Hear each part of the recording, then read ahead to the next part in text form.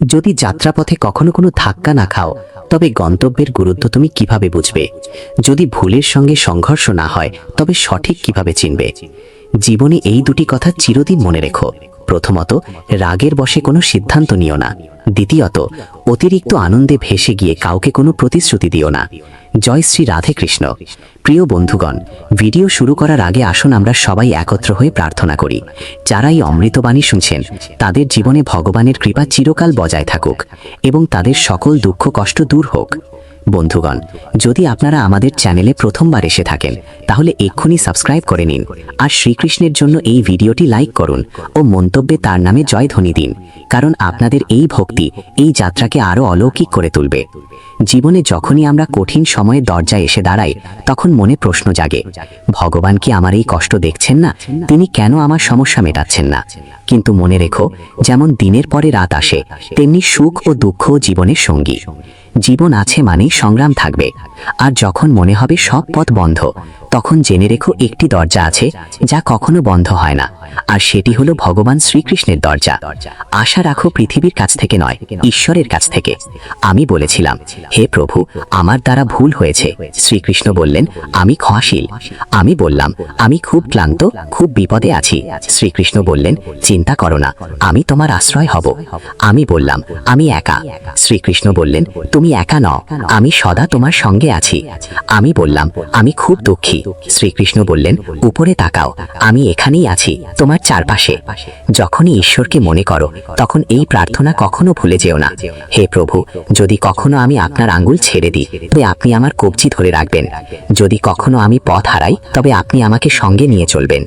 যদি কখনো আমি আপনার নাম জপ করাও ভুলে যাই, তবুও অনুগ্রহ করে আমার পাশে থাকবেন। হে প্রভু, এমন শক্তি দেবেন না যা দিয়ে আমি কোনো দুর্বলকে অপমান করি। এমন অনুভূতি দেবেন না যা দিয়ে আমি অন্যকে দেখে ঈর্ষা করি। এমন জ্ঞান দেবেন না যা দিয়ে আমার অহংকার জন্ম নেয়। ভগবান যখন মানুষ সৃষ্টি করলেন, তখন তিনি তাকে সমস্ত গুণে পূর্ণ করলেন, কিন্তু একটি উপাদান ছিল যা তিনি নিজের কাছে রেখে দিলেন। যখন মানুষ সেই স্থান ত্যাগ করল, কেউ ভগবানকে জিজ্ঞেস করল, হে প্রভু, আপনি আপনার পদতলে কি লুকিয়ে রেখেছেন যা আপনি মানুষকে দেননি? ভগবান শ্রীকৃষ্ণ মুচকি হেসে বললেন, আমি আমার পায়ের তলে শান্তি লুকিয়ে রেখেছি। মানুষ সারা জীবন এই শান্তির খোঁজ করবে। সে একে খুঁজবে বস্তুগত জিনিসে, সম্পর্কের মধ্যে আর ধন সম্পদে, কিন্তু প্রকৃত শান্তি সে শুধুমাত্র আমার চরণেই পাবে। ভগবানের কাছে দুটি অসাধারণ শক্তি আছে, একটি হলো মায়া আর একটি হলো ভক্তি। যে মায়াকে ছেড়ে ভক্তির পথ বেছে নেয়, সেই প্রকৃত অর্থে ভগবানের সঙ্গে যুক্ত হতে পারে।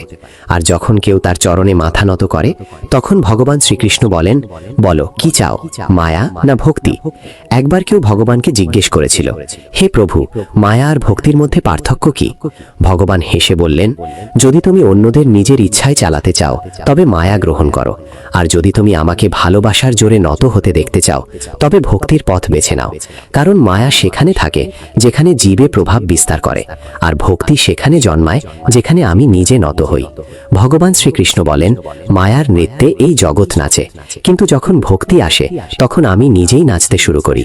কেউ জিজ্ঞেস করল, প্রভু, ভক্তি কি? উত্তর মিলল, ভক্তি হাত দিয়ে হয় না, চোখ দিয়ে হয় না, শরীরের শক্তি দিয়েও নয়। যদি তা হতো, তবে বিকলাঙ্গ, অন্ধ আর দুর্বলরা ভক্তি করতে পারত না। ভক্তি উৎসারিত হয় হৃদয়ের গভীরতা থেকে, যা আবেগের সাগরে ডুবে জন্ম নেয়। ভক্তি কোনো আচার অনুষ্ঠান নয়, এটি আত্মা থেকে আত্মার সংযোগ, ভালোবাসায় আবৃত এক আবেগ যা ঈশ্বর পর্যন্ত পৌঁছায়। মানুষের স্বভাব এমন যে সে সুখে ভগবান ভুলে যায়, কিন্তু দুঃখে প্রথমেই তাকে স্মরণ করে। কেউ জিজ্ঞেস করল, মানুষ কবে ভগবানকে মনে করে? উত্তর এলো, যখন নিঃশ্বাস থেমে যেতে চায়, চুরি ধরা পড়ে, বৃষ্টি না হয়, ব্যবসায় ক্ষতি হয়, পরীক্ষায় ফেল করে, তখন সবাই ভগবানের স্মরণে আসে। ভগবান শ্রীকৃষ্ণ বলেন, যে আমাকে সুখে স্মরণ করে সে দুঃখ থেকে মুক্ত হয়। শব্দের থেকেও নীরবতা বেশি উচ্চারিত হয়, রঙের থেকে বেশি কথা বলে সাদা রং, স্বাদের থেকেও বেশি প্রভাব ফেলে উপবাস। চোখ দিয়ে বাইরের চেয়ে বেশি প্রয়োজন নিজের ভিতরে তাকানো। রাবণের কাছে প্রাসাদ ছিল, কিন্তু শান্তি ছিল না। কংসের জন্ম রাজসিংহাসনে, কিন্তু মৃত্যু হয়েছিল কারাগারে। রাম বনবাসে থেকেও সুখী ছিলেন, কৃষ্ণ জন্মেছিলেন কারাগারে, তবু সারা জীবন প্রেম বিলিয়ে গেছেন। সত্যের পথ সবসময় কাঁটায় ভরা। যখন ভগবানকেও সংগ্রাম করতে হয়েছিল, তখন মানুষই বা কেন অব্যাহতি পাবে? যারা হৃদয় থেকে সত্যবাদী, তারা প্রায়ই একা থাকে, কিন্তু সেই একাকিত্বই হয়ে ওঠে ঈশ্বরের সঙ্গ।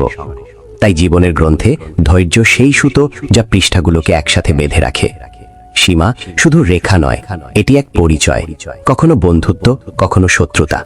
কিন্তু যখন সময় আসে তখন সেই মানুষই সীমা ছাড়িয়ে ইতিহাস করে। সীমা কখনো কখনো নতুন শক্তির দ্বার উন্মুক্ত করে। বাতাসে মেঘ গর্জায়, বৃষ্টি হয়, পাখিরা লুকায়, পশুরা পালায়, মানুষ আশ্রয় খোঁজে। কিন্তু একটাই প্রাণী আছে যে সবকিছুর ঊর্ধ্বে ওঠে, তা হলো বাজ, যে ঝড়ের উপরে উড়ে যায়, ভয়কে পেছনে ফেলে যায়। জয় আর পরাজয়ের মধ্যে পার্থক্য হলো ভাবনার, পরিস্থিতির নয়। যদি চিন্তা সংকীর্ণ হয় তবে সমস্যাও বড় মনে হয়, যদি চিন্তা উঁচু হয় তবে সেই একই সমস্যা ক্ষুদ্র হয়ে যায়। পৃথিবীর সঙ্গে কথা বলার জন্য ফোন লাগে, আর ভগবানের সঙ্গে কথা বলার জন্য লাগে নীরবতা। রাগে বলা একটি বাক্য বহু বছরের ভালোবাসাকে নষ্ট করে দিতে পারে। ভগবান শ্রীকৃষ্ণ বলেন, তোমার হৃদয় সোনার থেকেও দামি, একে কোনো তিক্ত কথায় আঘাত করো না। অবশেষে যখন কেউ ভগবানের কাছে যায় এবং মাথা নত করে বলে, হে প্রভু, আমি আপনার চরণে এসেছি, তখন ভগবান মুচকি হেসে বলেন, বল কি চাও, যাতে তোমার জীবন আগের থেকেও ভালো হয়ে উঠতে পারে। প্রথমে সবাইকে ক্ষমা করে দাও, কারণ যখন তুমি হৃদয় থেকে ক্ষমা করতে শিখে যাবে তখন আমি তোমার প্রতিটি পতনের আগে তোমাকে ধরে ফেলব। যদি আজ সময় তোমার পরীক্ষা নিচ্ছে, তাহলে বিশ্বাস রেখো আগামীকাল সময় তোমার জয়ধ্বনি দেবে। কেবল নিষ্ঠা ও সততার সঙ্গে তোমার কর্ম করে যাও, কারণ তোমার হাতে রয়েছে শুধু কর্ম, ফল নয়। ফল কখন কিভাবে আসবে এর সিদ্ধান্ত একমাত্র তিনিই নেন, যিনি সমস্ত সৃষ্টির কর্তা।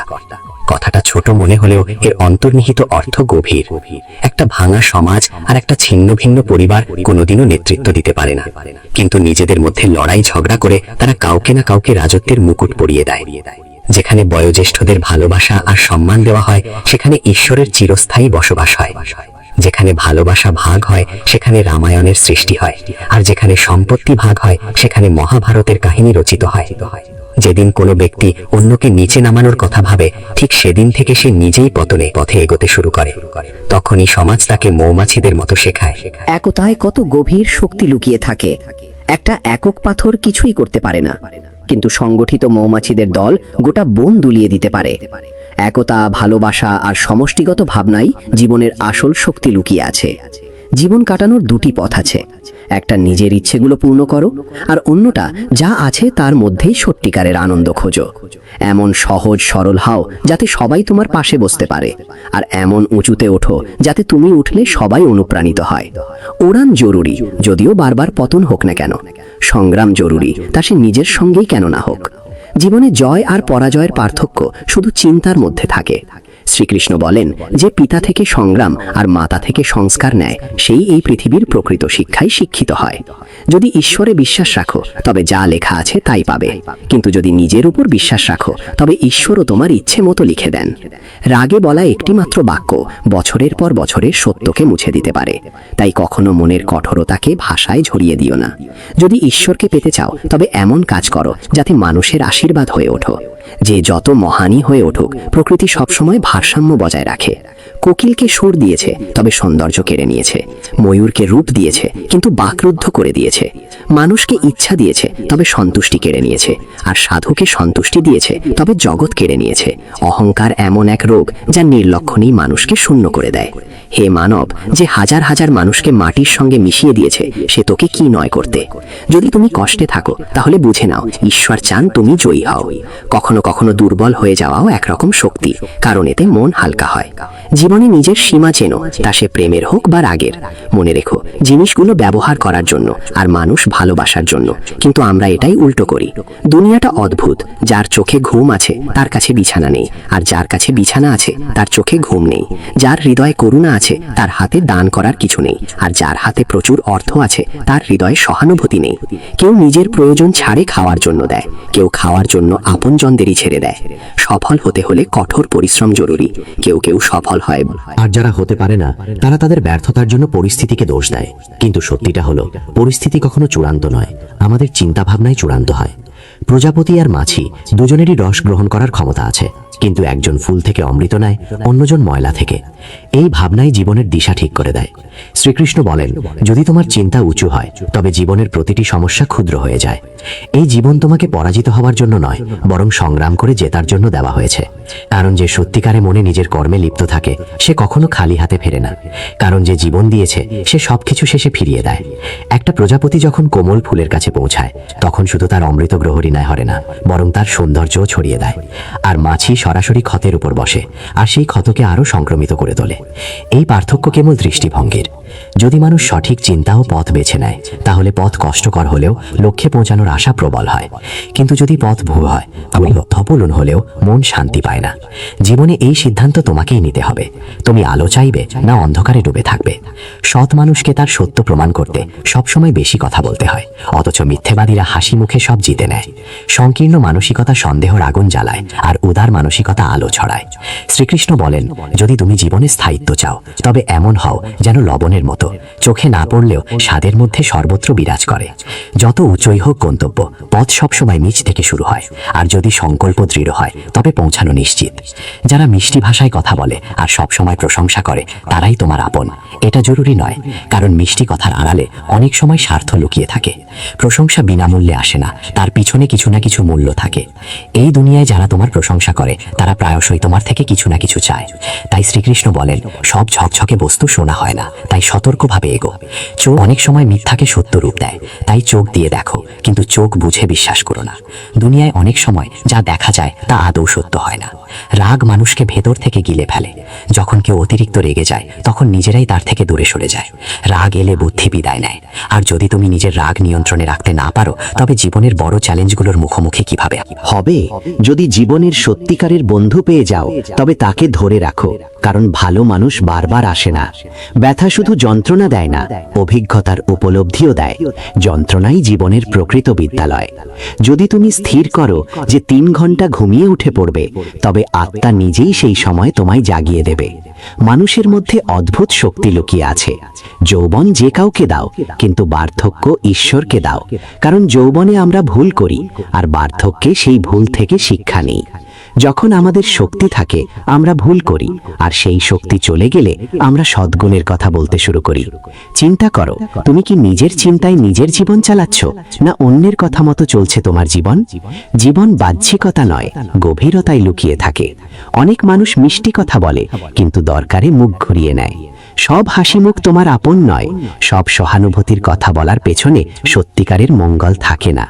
নিজের কথা তাদের কাছে বলো না যারা শুধু শুনছে এমন অভিনয় করে। শ্রীকৃষ্ণ বলেন, দুঃখ শুধু কষ্ট দিতে আসে না, অনেক সময় জীবনের সত্য দেখায়। তাই অনেক সময় দুঃখ ভোগ করতেও হয়। দুঃখ বেচা যায় না, কারণ কষ্ট কোনো পণ্যের মতো নয় যে দামে বিক্রি হবে। আবার সত্যিকারের সুখ এমন কিছু নয় যা টাকায় কেনা যাবে। অনেক সময় সেই মানুষই তোমার চোখে অস্ত্র আনে যার হাসির জন্য তুমি সবকিছু ত্যাগ করতে পারো। চেহারার উজ্জ্বলে কাউকে মূল্যায়ন করো না, কারণ অনেক সময় কালো রঙের আড়ালেও সাদা হৃদয় লুকিয়ে থাকে। যদি আলাদা কিছু হতে চাও তবে ভিড় থেকে আলাদা হতে শিখো, কারণ ভিড় সঙ্গ দেয় ঠিকই, কিন্তু তোমার নিজস্ব পরিচয় গিলে নেয়। অনেক প্রশ্ন করা মানুষ পাবে, কিন্তু যে চুপচাপ তোমার জন্য ভাবে সেই সত্যিকারের সঙ্গী। শ্রীকৃষ্ণ বলেন, তোমার কষ্ট সবাইকে বলো না, কারণ এই পৃথিবীতে আপনজন কম, কৌতূহল দর্শক বেশি। স্বীকার করি, টাকায় শান্তি কেনা যায় না, কিন্তু যখন পকেট ফাঁকা থাকে তখন শান্তিও দূরে সরে যায়। যে মানুষ নিজের কথায় অটল থাকতে পারে না সে অন্যের সঙ্গে সম্পর্ক কিভাবে টিকিয়ে রাখবে? যে তোমার মূল্য বোঝে না তার থেকে দূরে থাকা মানে নিজেকে ভালোবাসা, আর এটাকে অহংকার নয়, আত্মসম্মান বলে। যা করো নিজের অন্তরের কথা শুনে করো, দুনিয়ার ভিড়ের আওয়াজে নয়। জেদ, রাগ আর ভুল, এই তিনটে তীব্র ঝড়ের মতো যা সম্পর্ক আর সম্মান দুটোই উড়িয়ে নিয়ে যায়। যখন অন্যের ভুল তোমাকে কষ্ট দেয় কিন্তু নিজের ত্রুটি চোখে পড়ে না, তখনই বিনয় শেখা জরুরি হয়ে ওঠে।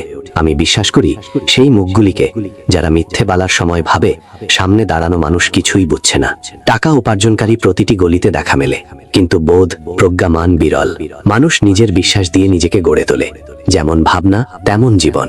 এক মূর্খভাবে সবকিছু তার চেষ্টাতেই চলছে, আর এই ভ্রান্ত চিন্তায় তার মধ্যে অহংকার জন্মায়। কিন্তু শ্রীকৃষ্ণ বলেন, এই জগতের প্রতিটি গতি ঈশ্বরের প্রেরণাতেই চলে। কি জানা আছে, যার সঙ্গে তুমি সংযোগ স্থাপন করতে চাইছো সেও হয়তো অন্য কাউকে খুঁজছে। যদি তুমি সবকিছু অন্যদের থেকে আশা করো তাহলে ভেঙে পড়বে, কিন্তু যদি নিজেকে বিশ্বাস করো তাহলে তুমি অগ্নি হয়ে উঠবে। মানুষ প্রায়শই ভুলে যায় যে সে যাদের পেছনে ছুটছে তারা সবই ক্ষণস্থায়ী। এই ব্রহ্মাণ্ডে যদি কিছু চিরন্তন হয় তবে তা আত্মা আর মনের শান্তি। যখন তুমি ভালো বা মন্দ কিছু করো আর ভাবো কেউ দেখছে না, তখন শ্রীকৃষ্ণ বলেন, আমি প্রতিটি মুহূর্তে তোমার কর্ম দেখছি, তাই ভেবো না তুমি একা।